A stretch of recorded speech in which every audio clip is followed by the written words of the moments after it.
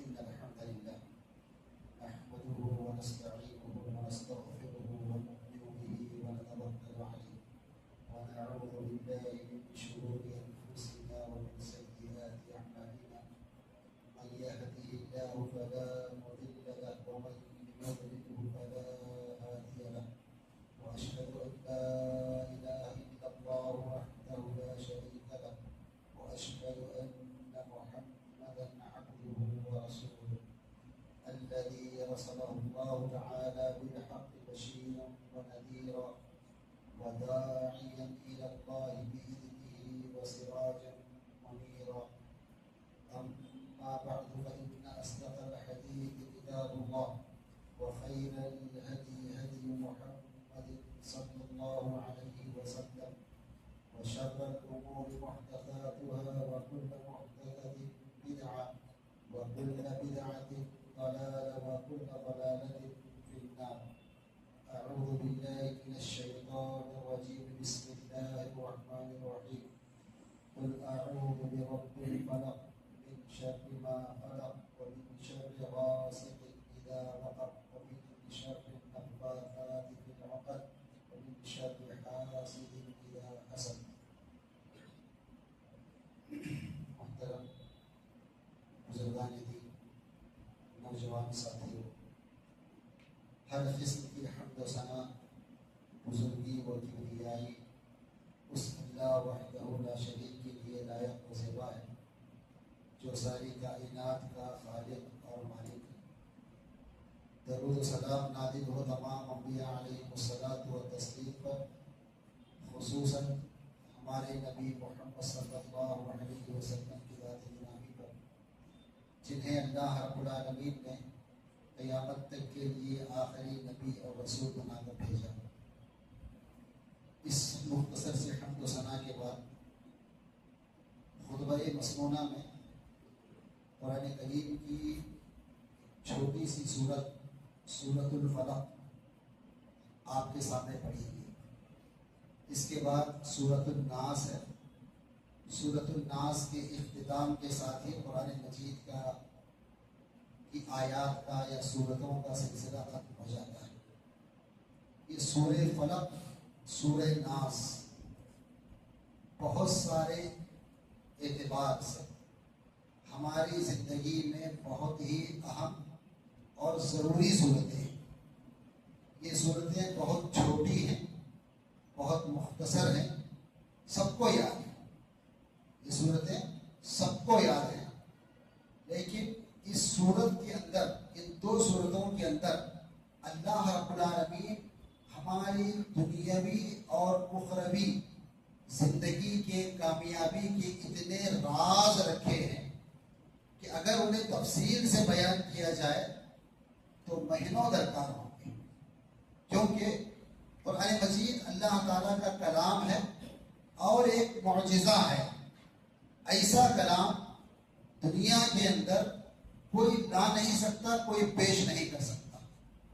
نبی کریم صلی اللہ علیہ وسلم کے زمانے میں اسے جادو یا شاعری مختلف طریقے سے اس کا انکار کیا گیا، اس کو جھٹلایا گیا، اور جب جھٹلانے والوں سے یہ کہا گیا اگر یہ شاعری ہے، کسی شاعر کا کلام ہے، کسی جادوگر کا کلام ہے، تو اس جیسی ایک صورت، ایک آیت بنا کر لیا، لیکن کوئی بنا نہیں سکا۔ قرآن کریم اللہ تعالیٰ کا کلام ہے اور ایک معجزہ ہے. اس معجزے کے اندر اللہ تعالیٰ اتنی باتیں رکھا ہے کہ اس کو جیسے جیسے ہم پڑھتے جائیں گے، سمجھتے جائیں گے، ایسے ایسے اس کے راز کھلتے جائیں گے. یہ اس سے پہلے میں آپ کے سامنے بات رکھا ہوں کہ جو چھوٹی صورتیں ہم لوگ پڑھتے ہیں، ایک رسمی طور سے پڑھ کے رکوع میں جاتے ہیں، سجدہ کرتے ہیں، سلام پھیرتے چلے جاتے ہیں. لیکن ان چھوٹی صورتوں کے جو پیغامات ہیں، جو میسیجز ہیں، ہم میں سے کوئی بھی سمجھنے کی کوشش نہیں کرتا. پہلے کہ یہ تو دو صورتیں، سورۃ الفلق اور سورۃ الناس، یہ جوڑی کی صورتیں ہیں، جوڑی دار صورتیں ہیں. تو ان صورتوں کی بڑی فضیلتیں، بڑی اہمیتیں قرآن و سنت کے اندر بیان کی گئی. پورے تو نہیں بیان کر سکتا، لیکن میں حالات کے اعتبار سے صرف ایک چیز آج آپ کے سامنے میں رکھنے کی کوشش کروں گا کہ سورہ فلق اور سورہ ناس ہماری زندگی میں بہت ہی ضروری ہیں. ان کی قرأت، ان کا وظیفہ، ان کے ذریعے سے اپنے آپ پر دم کر لینا، ان کی پابندی کرنا، ہر فرض نماز کے بعد اس کو پڑھنا، خصوصاً فجر اور مغرب کے بعد اس کی پابندی کرنا، بہت فائدے کی چیز، بہت فائدے کی چیز. تو میں جو چیز ان دو صورتوں کے تعلق سے آپ کے سامنے رکھنا چاہتا ہوں وہ یہ کہ دیکھیں، انسانی زندگی میں تکلیفیں دو طرح سے آتی ہیں. دو طرح سے آتی ہیں. ایک ظاہری تکلیف، ظاہری مشکل جو باہر سے آتی ہے، باہر سے ہمیں پہنچتی ہے، ظاہری تکلیف. اور ایک روحانی تکلیف جو اندر سے ہمیں پیدا ہوتی ہے. وہ تکلیف اندر ہمارے ہی بدن کے اندر پیدا ہوتی ہے، ہمارے ہی جسم کے اندر پیدا ہوتی ہے، جس کو روحانی تکلیف کہتے ہیں. تو اس دونوں تکلیفوں کا ذکر اللہ تعالیٰ نے دو صورتوں میں کیا. قل اعوذ برب الفلق، کہہ دیجئے میں اللہ تعالیٰ کی پناہ میں آتا جو صبح کا رب ہے، من شر ما خلق، اس شر سے جس کو اس نے پیدا کیا. وہ شر جو کبھی ہمیں بیماری کی شکل میں، وہ تکلیف جو کبھی ہمیں بیماری کی شکل میں، کبھی تجارت میں گھاٹے کی شکل میں، کبھی کسی کی دشمنی کی شکل میں، کبھی کسی شکل میں، کبھی جو باہر سے آتی ہے. من شر ما خلق ومن شر غاسق اذا وقب، اور یہ رات کے اندھیرے کی شر سے. تو یہ رات کا اندھیرا جب ہوتا ہے تو اس اندھیرے سے جو شر ہمیں پہنچتا ہے، اس شر سے یہ باہری تکلیف، یہ باہری تکلیف ہے، ظاہری تکلیف. تو اللہ رب العالمین اس صورت کے اندر باہر سے آنے والی تکلیفوں کا ذکر کیا. ان تمام تکلیفوں سے میں اللہ کی پناہ چاہتا ہوں، اللہ کی پناہ میں آتا ہوں. یہ باہری تکلیف. اس کے بعد جو دوسری سورۃ الناس ہے، اس میں اللہ تعالیٰ اندرونی تکلیف کا ذکر کیا. قل اعوذ برب الناس، آخر میں ومن شر الوسواس الخناس الذی یوسوس فی صدور الناس. یہ انسان کے اندر جو وسوسے پیدا ہوتے ہیں، جو غلط خیالات پیدا ہوتے ہیں، جو انسان کی سوچ کو، انسان کی فکر کو، انسان کی طاقت کو کمزور کر دیتے ہیں، اس کا ذکر اللہ رب العالمین نے کیا. سورہ فلق میں باہر سے آنے والی تکلیفیں، سورۃ الناس میں ہمارے ہی اندر سے پیدا ہونے والی تکلیف جس کو وسوسہ کہا جاتا ہے. تو دو طرح کی تکلیفیں انسان میں آتی ہیں. لیکن یہاں اللہ رب العالمین نے ایک بڑی نکتے کی بات بتایا. اگر ہم غور کریں گے تو جو ظاہری تکلیف ہے، جو باہر سے آنے والی تکلیف ہے، وہاں پر اللہ کا ذکر ایک ہی مرتبہ ہوا. قل اعوذ برب الفلق، میں اللہ کی پناہ چاہتا ہوں جو صبح کا رب ہے. اس کے بعد وہ تکلیفوں کا ذکر شروع ہوا. من شر ما خلق من شر غاسق اذا وقب ومن شر النفاثات في العقد ومن شر حاسد اذا حسد. اللہ کا ذکر ایک مرتبہ آیا. کہاں؟ جہاں باہری تکلیفیں ہیں، ظاہری تکلیفیں ہیں، تکلیف کسی بھی شکل میں آ سکتی ہے، یہاں اللہ کا ذکر ایک مرتبہ آیا، اور جہاں نفسانی اندرونی روحانی تکلیف ہے، وسوسے کی شکل میں جو تکلیف ہمیں پہنچتی ہے، وہاں اللہ تعالیٰ اللہ کا ذکر 3 مرتبہ کیا۔ قل اعوذ برب الناس، ملک الناس، الہ الناس، برب الناس، قل اعوذ برب الناس، ملک الناس، الہ الناس، 3 مرتبہ اللہ تعالیٰ نے یہاں پر ذکر کیا۔ اس کے بعد وسوسے جیسی تکلیف کا ذکر کیا۔ دنیاوی تکلیفیں جہاں آتی ہیں اللہ کا ذکر 1 مرتبہ آیا، روحانی جو تکلیفیں ہوتی ہیں اس جگہ پر اللہ کا ذکر 3 مرتبہ آیا۔ ذرا غور کریں، یہاں اللہ تعالیٰ یہ بات بتانا چاہتا ہے کہ جو دنیاوی تکلیفیں ہیں، کیسی بھی تکلیف، مالی تکلیف ہو، تجارتی تکلیف ہو، روحانی بیماری کی تکلیف ہو، جس طرح کی بھی تکلیف ہو، وہاں اللہ کا ذکر 1 مرتبہ آیا۔ اور جہاں وسوسے کی بیماری کا ذکر آیا، اللہ کا ذکر 3 مرتبہ، اللہ کا نام 3 مرتبہ۔ یہاں اللہ تعالیٰ یہ بتانا چاہتا ہے ہم لوگوں کو، جو آج کے حالات ہیں اس کی روشنی میں بتانا چاہتا ہوں۔ یہاں اللہ تعالیٰ یہ بتانا چاہتا ہے کہ دیکھو، دنیاوی تکلیفیں تمہارے لیے ہلکی ہیں، آسان ہیں۔ دنیا میں کیسی بھی تکلیف تمہیں آ جائے، اس کی پرواہ نہ کرنا، وہ تکلیف ہلکی ہے، وہ آسان ہے۔ اس سے زیادہ تمہیں کیا تکلیف اور کیا پریشانی ہوگی؟ تمہاری بدنامی ہوگی، تم غریب ہو جاؤ گے، لوگوں میں تمہارا مقام گر جائے گا۔ وہ تو معمولی آدمی ہے، وہ تو غریب آدمی ہے، اس کے پاس روزی نہیں ہے، اس کے پاس وہ نہیں ہے۔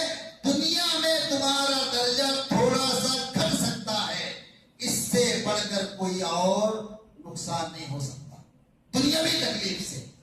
لیکن جو وسوسے کی بیماری ہے، جو اندر سے جو روحانی تکلیف آتی ہے، وہاں اللہ تعالیٰ نے اپنا ذکر 3 مرتبہ کر کے یہ بات بتایا کہ دیکھو، جو وسوسہ تمہارے اندر پیدا ہوتا ہے، یہ وسوسہ سیدھے تمہارے ایمان، تمہارے عقیدہ اور تمہارے دین کو کمزور کرتا ہے۔ یہ آخرت کا نقصان ہے، تم پر بھاری پڑنے والا ہے، تم پر بھاری پڑنے والا ہے۔ تو وسوسے کی بیماری جس کے اندر آتی ہے، دوسرے کے بارے میں خیال کرنا، سوچنا، یہ مجھ سے مل رہا ہوگا، یہ ایسا کر رہا ہوگا، یہ ایسی بات کرتا ہے، یہ مجھ کو دیکھ کر ہنسا، یہ مجھ کو دیکھ کر گیا، یہ جو وسوسہ پیدا ہوتا ہے، یاد رکھو، یہ وسوسے کی بیماری تمہارے دین پر ڈاکہ ڈالتی ہے، تمہارے ایمان پر ڈاکہ ڈالتی ہے، تمہارے عقیدے کو کمزور کرتی ہے۔ اور جس شخص کے اندر وسوسے کی بیماری آ گئی، اس کی آخرت کبھی کامیاب نہیں ہو سکتی، اس کی آخرت کبھی کامیاب نہیں ہو سکتی۔ یہ دنیاوی تکلیفیں قل اعوذ برب الفلق من شر ما خلق، جو بھی شر اللہ پیدا کیا ہے اس سے میں پناہ چاہتا ہوں اللہ کی۔ ومن شر غاسق اذا وقب، رات کے اندھیری کے شر سے پناہ چاہتا ہوں۔ ومن شر النفاثات فی العقد، اگر کوئی شخص ہم پر جادو کرتا ہے، ہمارے خلاف سازشیں کرتا ہے، ہماری غیبتیں کرتا ہے، ہمیں نیچا دکھانے کی کوشش کرتا ہے، ہمیں تکلیف پہنچانے کی کوشش کرتا ہے، وہ دنیاوی تکلیف ہے، اس سے کوئی نقصان ہونے والا نہیں ہے۔ تھوڑی دیر کے لیے ہم بدنام ہو سکتے ہیں، کمزور ہو سکتے ہیں، غریب ہو سکتے ہیں، بیمار ہو سکتے ہیں، کسی کی نظر میں گر سکتے ہیں، اس سے بڑھ کر نقصان ہونے والا کچھ بھی نہیں ہے۔ لیکن یاد رکھو، اگر ہمارے اندر وسوسے کی بیماری آ گئی، بڑکپن کی بیماری آ گئی، میرے اندر وسوسہ پیدا ہوتا ہے کہ میں کمزور نہیں ہوں، میں سب پہ بھاری ہوں، میں سب کو ڈرا سکتا ہوں، میری زبان سب پر چل سکتی ہے، میں سب کو ذلیل، یہ وسوسہ اگر ہمارے اندر پیدا ہو گیا، یہ بڑکپن ہمارے اندر پیدا ہو گیا، تو یاد رکھو، یہ وسوسہ ہماری دنیا کو تباہ نہیں کر رہا ہے، لیکن آخرت میں سراسر ہماری ناکامی، سراسر ہماری ناکامی۔ نبی کریم صلی اللہ علیہ وسلم عقبہ بن عامر رضی اللہ تعالیٰ عنہ کو کرتے ہوئے کہتے ہیں، عقبہ بن عامر کہتے ہیں کہ قال رسول اللہ صلی اللہ علیہ وسلم، میں تمہیں نبی کریم صلی اللہ علیہ وسلم نے بیان فرمایا، الا اعلمک خیر ثلاث سور نزلت فی التوراۃ والانجیل والزبور والفرقان الحکیم. اے عقبہ، کیا میں قرآن کریم کی 3 بہترین سورتیں تمہیں نہ بتاؤں؟ 3 بہترین سورتیں نہ بتاؤں جو تورات میں بھی نازل کی گئی، زبور میں بھی نازل کی گئی، انجیل میں بھی نازل کی گئی اور قرآن مجید میں بھی نازل کی گئی؟ قلت بلا. عقبہ بن عامر کہتے ہیں کہ اللہ کے نبی ضرور بتائیں گے مجھے بہترین صورتیں. پورا قرآن ہی بہتر ہے، اس میں بھی بہترین صورتیں. تو نبی کریم صلی اللہ علیہ وسلم نے کہا، قل هو اللہ احد، قل اعوذ برب الفلق، قل اعوذ برب الناس. 3 صورتوں کا ذکر کیا. قرآن کریم کی بہترین صورتیں، ان صورتوں کے پڑھنے سے، ان صورتوں کا وظیفہ کرنے سے، ذکر کرنے سے، پابندی کرنے سے ہماری جسمانی بھی تکلیفیں بھی، باہری تکلیفیں بھی دور ہو جاتی ہیں اور اندرونی تکلیفیں بھی دور ہو جاتی ہیں. اس کے بعد عقبہ بن عامر رضی اللہ تعالیٰ عنہ کہتے ہیں، اس کے بعد نبی کریم صلی اللہ علیہ وسلم نے مجھ سے کہا، اے عقبہ، تم ان صورتوں کی تلاوت کرنا کبھی بھی نہ بھولو، کبھی بھی نہ بھولو، اور خاص کر جب تم رات میں بستر پر لیٹنے کے لیے آ جاؤ، رات میں لیٹنے کے لیے بستر پر آ جاؤ تو ان کو پڑھے بغیر تم سونے کی کوشش نہ کرنا، ہر دن ان کو پڑھنا، ہر دن ان کو پڑھنا. عقبہ بن عامر رضی اللہ تعالیٰ عنہ کہتے ہیں، جب نبی کریم صلی اللہ علیہ وسلم کی یہ بات میں نے سنی تو میں اس دن سے اپنی موت تک کبھی بھی ان صورتوں کو پڑھنا نہیں بھولا. ہر دن بستر پر بیٹھ کر میں ان صورتوں کی تلاوت کرتا ہوں، اس کے بعد سو جاتا. اس کے بعد ایک روایت بیان کر کے اپنی بات سمیٹنے کی کوشش کروں گا. ابو سعید رضی اللہ تعالیٰ بیان کرتے ہیں، ابو سعید رضی اللہ تعالیٰ بیان کرتے ہیں کہ نبی کان رسول اللہ صلی اللہ علیہ وسلم یتعوذ من الجان وعین الناس. نبی کریم صلی اللہ علیہ وسلم جنات سے، جنات کی تکلیفوں سے پناہ چاہتے ہیں. لوگوں کی نظر سے، لوگوں کی نظر بھی بڑی خراب ہے دوست. کھاتے اپنا گھر کا ہے، لگتے رکھتے نظر دوسروں پر، کھاتے اپنے گھر کا ہے مگر ان کی نظریں دوسروں پر رہتے ہیں. یہ کتنا کامیاب ہو رہا ہے، کتنا آگے بڑھ رہا ہے، کہاں تک جا رہا ہے، اس کو کیسے کھینچوں، کیسے بدنام کروں، کیسے اس کو نیچے لاؤں. بڑی خراب نظریں ہوتی ہیں لوگوں کی. اپنے نظروں کو درست کیجیے، اپنے نظروں کو درست کیجیے. رشکیہ نظر بنائیے، کبھی بھی حاسدانہ نظر نہ بنائیے. اپنے نظر کو رشک کی نظر بنائیے. نبی کریم صلی اللہ علیہ وسلم کی وہ حدیث یاد کیجیے جس میں آپ صلی اللہ علیہ وسلم بیان فرماتے ہیں، لا حسد الا فی اثنتین. 2 چیزوں پر رشک کرو جی، 2 چیزوں پر رشک کرو. ایک اس آدمی پر رشک کرو جسے اللہ تعالیٰ نے مال و دولت سے نوازا، مال و دولت سے نوازا، اور وہ شخص اپنے مال و دولت کو دن رات اللہ کے راستے میں خرچ کرنے کی فکر میں رہتا ہے. اللہ کے راستے میں خرچ کرتا ہے، اللہ دے رہا ہے خرچ کر رہا ہے، دے رہا ہے خرچ کر رہا ہے، بخیلی نہیں کرتا. ایسے آدمی پر رشک کرو. کاش اللہ تعالیٰ مجھے بھی دے تو میں بھی ایسے خرچ کروں، ایسے ہی خرچ کروں. یہ حدیث ہے.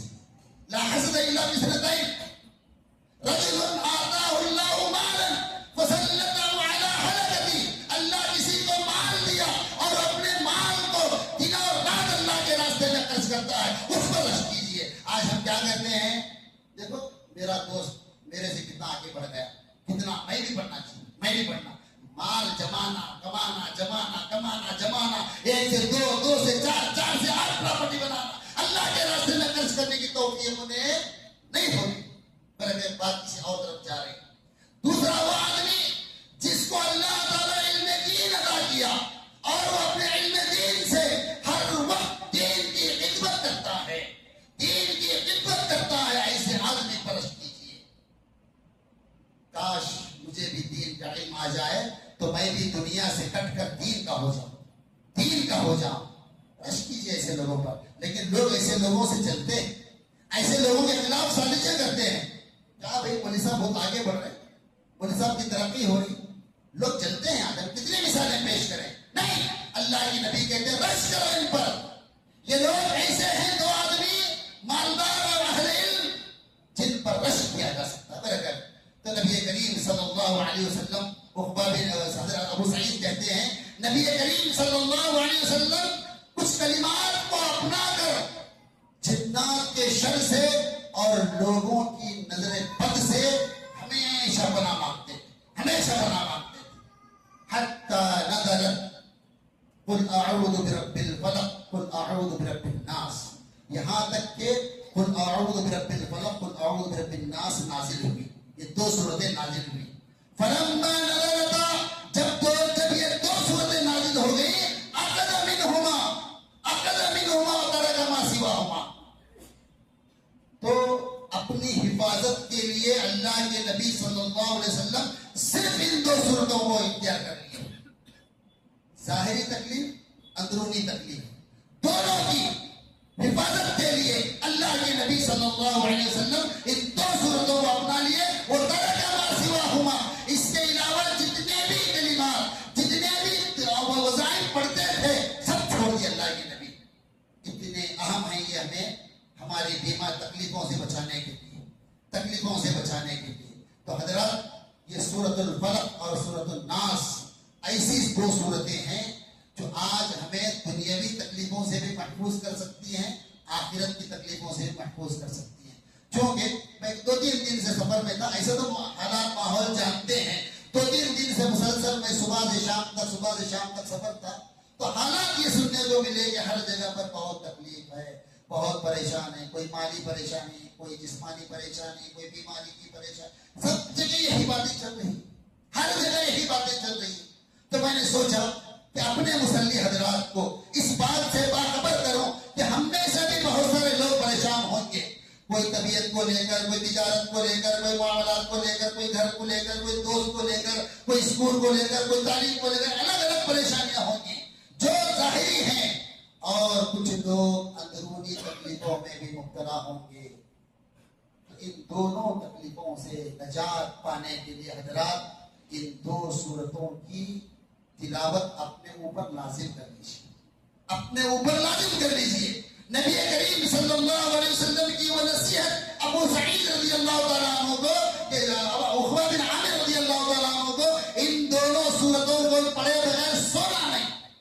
آج سے میں گزارش کرتا ہوں, آپ سے حکم تو نہیں دے سکتا, گزارش کر سکتا ہوں کہ یہ عہد کر کے اٹھیں, جتنے مرد ہیں وہ بھی, جتنی عورتیں ہیں وہ بھی, کہ رات میں بستر پر جب ہم جائیں گے تو سورہ فلق سورہ ناس پڑھے بغیر نہیں سوئیں, کریں گے انشاءاللہ. انشاءاللہ اس میں میری اور آپ کی کامیابی ہے. کسی پر احسان نہیں کر رہے ہیں ہم لوگ, کسی پر احسان نہیں کر رہے ہیں, میری اور آپ کی کامیابی ہے. کون ہے جی جو ہاتھ اٹھا سکے اس کو کسی طرح کی تکلیف نہیں ہے, کسی طرح کی پریشانی, کوئی ہاتھ اٹھا سکتا ہے؟ نہیں, ہر ایک کسی نہ کسی تکلیف میں مبتلا ہے. تو نبی کریم صلی اللہ علیہ وسلم کی ایک نصیحت آج کے خطبہ جمعہ سے لے کر جانے کی کوشش کریں. میں زیادہ نہیں بول سکتا, وقت ختم ہو گیا, کہ ایک نصیحت لے کر جائیے کہ انشاءاللہ آج سے یہ پابندی کریں گے ہم لوگ کہ جب سونے کے لیے بستر پر جائیں گے تو سونے سے پہلے سورہ فلق سورہ ناس پڑھیں گے. اس کے اور بھی فضیلتیں ہیں, لیکن حالات کے اعتبار سے یہ ہمارے باہری تکلیفوں سے بھی ہمیں محفوظ کریں گی, اندرونی تکلیفوں سے بھی ہمیں محفوظ کریں گی, ہماری حفاظت فرمائیں گی. اللہ تعالیٰ سے دعا ہے اللہ تعالیٰ مجھے اور آپ کو ان چھوٹی چھوٹی باتوں کو جو بولتے ہیں, سنتے ہیں, اللہ تعالیٰ انہیں یاد رکھنے, ان پر عمل کرنے کی توفیق عطا فرمائے. اللہ تعالیٰ ان باتوں کو اور ان لوگوں تک پہنچانے کی توفیق عطا فرمائے جو نہیں سن سکے ہیں. اللہ تعالیٰ قرآن کی ایسی تعلیمات کو اپنے دل و دماغ میں محفوظ رکھنے کی توفیق عطا فرمائے. ان کلمات کے ذریعے, ان دعاؤں کے ذریعے, ان آیات کے ذریعے اللہ ہماری دنیا اور آخرت کامیاب بنانے کی توفیق عطا فرمائے. اللہ تعالیٰ جب تک دنیا میں رکھے ایمان و اسلام کی حالت میں رکھے, جب بھی ہماری وفات ہو ایمان و اسلام کی حالت میں ہماری وفات ہو. آمین. آخر دعوانا الحمدللہ رب العالمین. السلام علیکم ورحمۃ اللہ وبرکاتہ.